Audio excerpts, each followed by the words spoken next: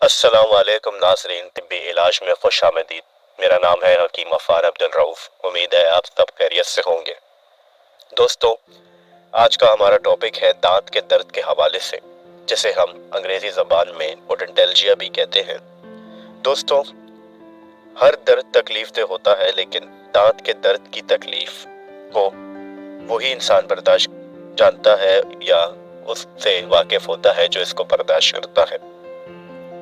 दरअसल दांत का दर्द बज़ात खुद कोई मर्ज नहीं है, ये तो दांत की इस लापरवाही के बारे में मुखालिफ है जो अब तक इसके खिलाफ बरती गई है। दोस्तों, दांतों के अंदर एक नरम मादा होता है जिसे लब्बल सनान कहते हैं, और दांत के अंदर अज़बी रेशा होते हैं। इनको अजियत पहुंचने से दर्द दांत में होता है।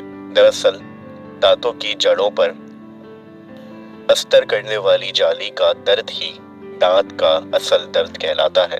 दोस्तों, दांत के दर्द के हवाले से असबाब, इसके रीजंस के इस किस वजह से होता है, इस पे बात की जाए तो दांत का दर्द मसूड़ों की खराबी या मर्ज की इंतहाई हालत पर होता है।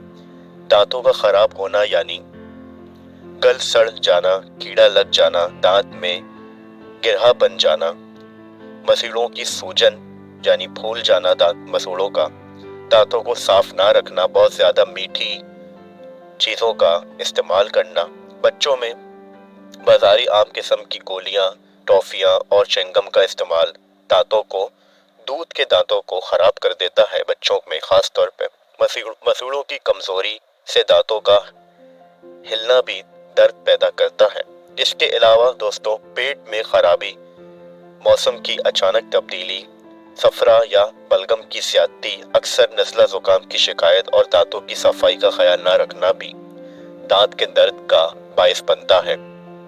दोस्तों, आगे चलते हुए दांत के दर्द के हवाले से इसकी अलामात यानी इसके सिम्टम्स पे थोड़ी रोशनी डाली जाए तो इसमें मुतासरा दांत में शदीद, हल्का, नाकाबिले बर्दाश्त दर्द होता है और मुंह को हरकत देने से ज्यादा हो जाता है। जिस दांत में दर्द होता है इसका उल्हाकर मसूड़ा भी मुतारिम यानी सूजा हुआ होता है, उसमें सूजन पैदा होना शुरू हो जाती है। बाद मरीज को सूजन इतनी ज्यादा होती है कि बैरूनी चेहरे पर भी मुतारिम हो जाती है।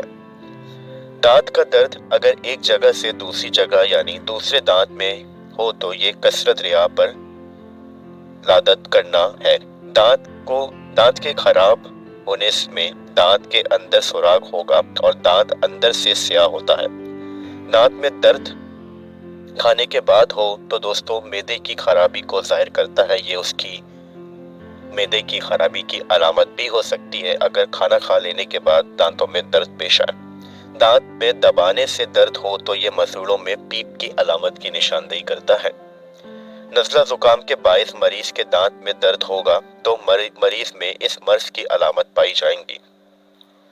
आगे चलते हुए दोस्तों, दांत के दर्द के हवाले से इसके इलाज पे रोशनी डाली जाए तो इसमें लौंग को दांत के नीचे दबा लेने से आमतौर पर मामूली दांत का जो दर्द होता है वो ठीक हो जाता है। इस मकसद के लिए ज्यादा बेहतर लौंग का तेल है।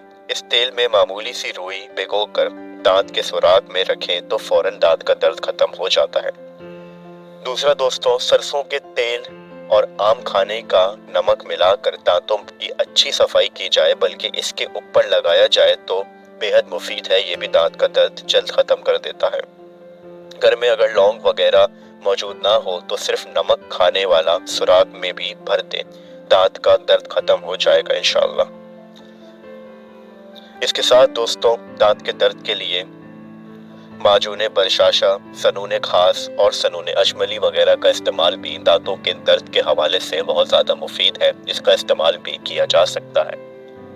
वीडियो अच्छी लगी हो दोस्तों तो चैनल को सब्सक्राइब करें, लाइक करें, शेयर करें।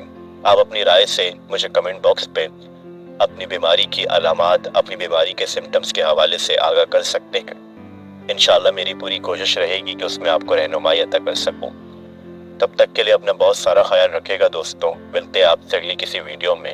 अल्लाह हाफिज।